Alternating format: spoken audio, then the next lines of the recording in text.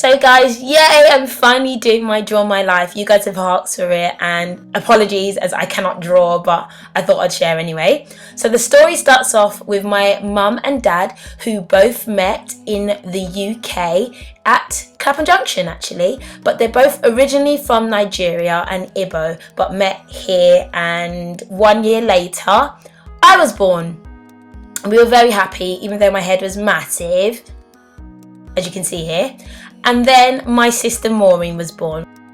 So this is my dad here, and you can see he's got a gorgeous tash. I love his tash. And I was a massive daddy's girl growing up, and I thought he was the smartest man in the world because he was very academic and published books, and even published a book for us.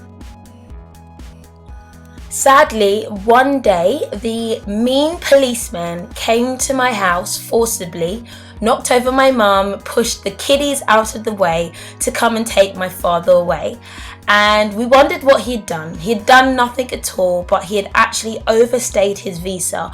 Obviously, he had come here as a student and started a life and was still studying but working, and had 2 kids, leaving my mum, myself and my sister here. My mum did not work and we did not see him for over 5 years. It was a very sad day. So as my mum didn't work, we didn't have much money. Well, we didn't have any money. So we ended up moving into some council flats. And you know those high-rise skyscraper box room flats? Oh yeah, we were all living there. Great times. So women being nifty creatures, my mum obviously got a job as a cleaner, and you can see she was very jolly as a cleaner, but she couldn't leave us at home alone, so she used to bring us with her, and she'd start work at about 5 a.m. We would go with her with our sponges and buckets and go and clean offices, and then we would go to school after that. So despite what was going on at home and everything and the lack of sleep, we absolutely loved primary school. I think we went to the best primary school ever. People were so loving, kind. We were like family. And me and my sister always had each other as a support system. So not much could get us down, and we were very happy / delusional, I would say. So we had quite wild imaginations, and we always wanted to be mermaids or princesses, but we always had our hair in braids. So we used to wear tights on our head and skirts on our head and pretend it was hair, and like brush it and talk to ourselves and swim in between duvet covers and pretend it was the ocean. It was very odd, but you know, these were the highlights when you didn't have Barbies, and I was definitely always the princess. So a few years later, things started to look up at home. My mum was able to buy her first council house by basically working her butt off, and we fought every case we could for 5 years in court, and we were able to get my dad back to the UK permanently, and we were able to be a proper family again, which was so wonderful. So when I think of secondary school, the word that comes to mind is meh. I really didn't know where I fitted in. I never really felt part of any group really. I was definitely a floater, and after a while I got sick of one group and moved to another group. But one thing I always was funny, and I always talked. I was very loud and I was quite annoying sometimes, but I made people laugh. The teachers would tell me to shush, but secretly they loved me. I remember dreading parents' evening because I knew the teachers were going to say I'm too loud, I talk too much. And my mum was one of those women who just did not care. She will shout at you, and she gave me one of the biggest slaps during parents' evening ever, and she just told me to shut up. And she just did not care, and I actually quite applaud her for that. That kind of confidence meant that I really fixed my game up, even though the teacher was secretly laughing.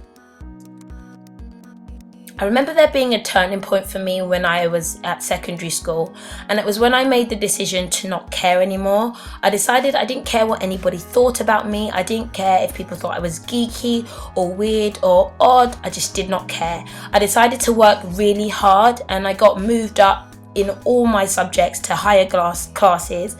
I also became a prefect, and that was after the whole prefect round. But I literally went to the head teacher's office every single day, picked up all the registers in the morning and distributed them out to all the other teachers for the year, and that was just because I wanted to get in the good books. But I was willing to work hard to just stand out, and I didn't want the reputation of being bad or difficult or disruptive, and I just stepped my game up, and it was really worth it. And I don't know how I got there, but I'm glad I did.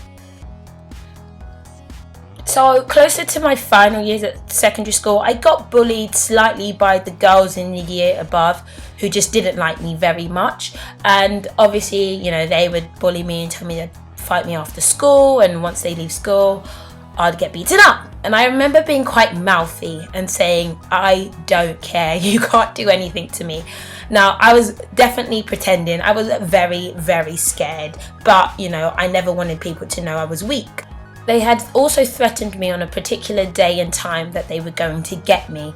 I remember one of my lovely friends, Halima, lended me her hijab, and I actually wore a hijab all the way home so that they wouldn't recognize me. Oh yeah, guys, that's trickery. I can't say much else about college other than the fact that I absolutely loved it. I made my best friends till this very day, and I actually went to sixth form, but it's the same as college. But I found my style there. We were so comfortable, happy and free. It was a beautiful, beautiful environment, and these are just some of my best friends till now. And things were getting even better at home. I think our stories definitely rags to riches. My mum and dad, you know, invested in properties, and we were able to buy ourselves a beautiful detached house in a gorgeous area with a massive garden. And you know, I had to show it off, and I had a house party in the nice area, and it got quite messy, and I remember getting in a lot of trouble, but it was worth it. I've got my party stories somewhere on my vids. And I did date one guy while I was in college. I was quite smitten by him. It did affect my grades slightly, but that didn't last for very long, as he wasn't the nicest individual. And yeah, that's it really. So after college was university, and to be honest, I didn't know what I wanted to do. So I ended up doing fashion marketing because I liked clothes. Big mistake, because I absolutely hated the course, and I literally knew nobody and would go in and not speak to anyone. But my social life was absolutely great. I was part of a society, and I partied a lot and had the most amount of fun. I had lots of friends, and life was great outside of uni. I ended up changing my course, and I went on to do accounting and finance. So as I said, I spent a lot of time partying, and Manchester's a small place, so you kind of end up going to some of the same places and seeing the same faces. And I remember seeing this guy with a skinhead and a muscly body. He was a bouncer, and he'd always be at the clubs that I was at, either working or with friends, and it was a small group, so I knew some of his friends. And then one night our groups kind of collided, and he ended up fireman lifting me over his shoulder and stealing me. At this point, we'd never spoken before. He took my phone and he said, if you want it back, you need to give me your number. Anyway, that worked, and we ended up dating. So around that time, I got my first flat, and it should have been a happy time. But I remember feeling very, very lonely. You know what it's like, things change, and a lot of friends kind of left me and went their own way, and I didn't have many friends at this point in time. However, I always had Michael by my side to entertain me, and he really helped me keep my chin up. And I also started doing YouTube around here, and it was so entertaining that who needed friends when you had the internet? Anyway, uni was over and I graduated with a 2-1. Sadly, I actually missed my graduation because I began interning. So after uni, I had to leave Manchester and come down to London, and it was a really confusing time for me and Michael then, because we didn't know what we wanted to do, and we hadn't decided to be long distance. So we actually broke up for a period of time. I kind of got caught up in my internship, which was at The Bull, Merrill Lynch. If you don't know what The Bull is, it's a really horrible looking bull right now, but it was a great experience. The world was our oysters. We had money, networked, and we thought we were amazing, and it was an amazing experience. I made some great friends while I was there, and I got the offer at the end of the day. At this point in time, I'd got really tired of the lifestyle I was living. I had the money, I had the job, but I was missing God, and I got baptized, and I was ready to just live a life that was dedicated to more than myself, and I felt such a peace. And Michael actually ended up moving to London, and a couple of years later he finally proposed to me. I was a very happy woman.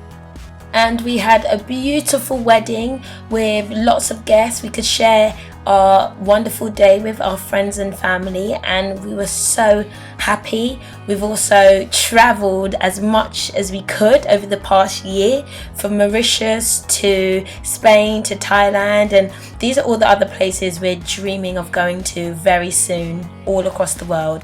And most recently, we just bought our first home together. I must say it was blood, sweat and tears, but it's absolutely worth it. And obviously through this whole time, I've worked one job, lost it, had a new job, and I'm currently starting a new role. But what has been consistent is YouTube for the past 3 years, and the key part of that is you guys. You guys have been a wonderful support, and you don't know how you've encouraged me in so many ways. I'm so grateful that I've been able to share with you, and that you guys have actually helped me more than you could ever know.